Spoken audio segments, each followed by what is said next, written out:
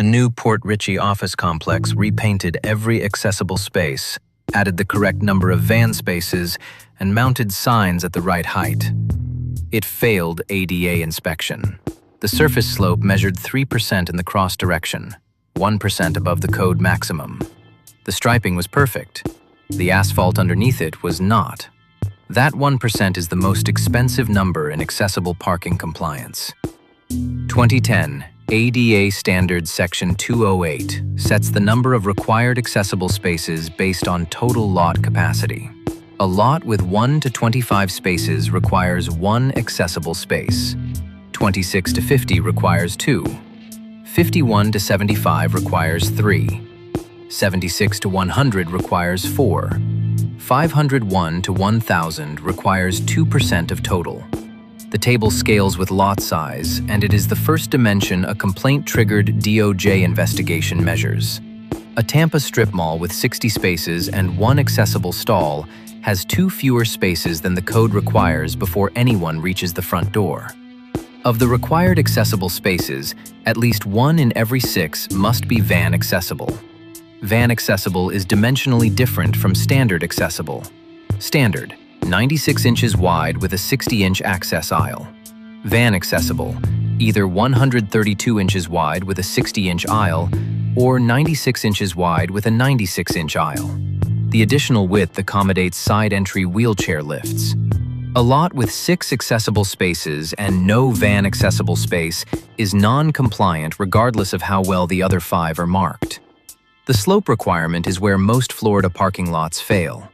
2010 ADA Section 502.4 requires that accessible spaces and their access aisles maintain a surface slope not exceeding 1 to 48 in any direction. 1 divided by 48 is 2.08%, the maximum, in every direction. Running slope along the length of the space and cross slope across its width. The new Port Richey lot measured 3% cross slope.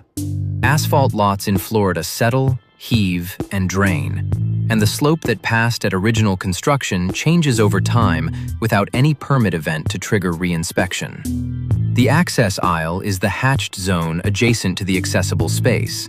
It is not a parking space, not a loading area, and nothing can occupy it. Its function is to provide the clear, level surface a wheelchair user needs to transfer from a vehicle. Block it with a cart return, a planter, or another vehicle, and the entire accessible space is non-functional regardless of its dimensions. The aisle must meet the same 1 to 48 slope limit as the space itself. The accessible space is not the destination. It is the beginning of the accessible route. 2010 ADA Section 502.3 requires the access aisle to connect to a route leading to the accessible building entrance. That route cannot require travel behind parked vehicles, cannot cross an uncontrolled traffic lane, cannot run steeper than 1 to 20 in the running direction, and cannot exceed 1 to 48 cross slope. A compliant space that routes the accessible path through the drive aisle is a non-compliant installation. Signage has 2 requirements consistently wrong in Tampa Bay commercial lots.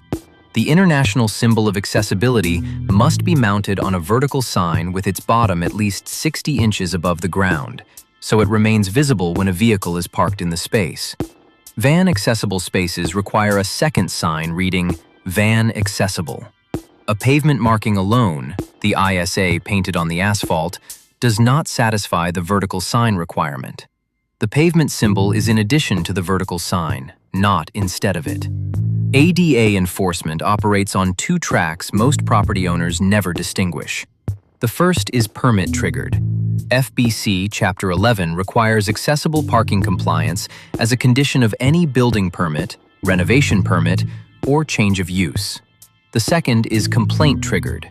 ADA Title III allows any individual to file a DOJ complaint or bring a private lawsuit against any place of public accommodation, regardless of when it was built and regardless of whether a permit has ever been pulled. A 1987 strip mall that has never been renovated is still subject to Title III enforcement today. The complaint does not require a permit event to be valid. Tampa Bay commercial corridors, Hillsborough, Pasco, and Pinellas, have seen sharply increased ADA parking complaint volume under the DOJ's 2024 enforcement priorities.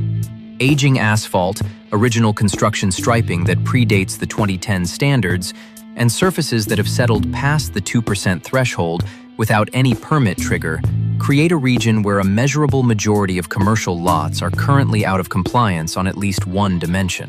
The investigation does not wait for a renovation. It arrives when the complaint is filed. The space looks right. The slope is what fails it. And the slope is what the investigator measures first.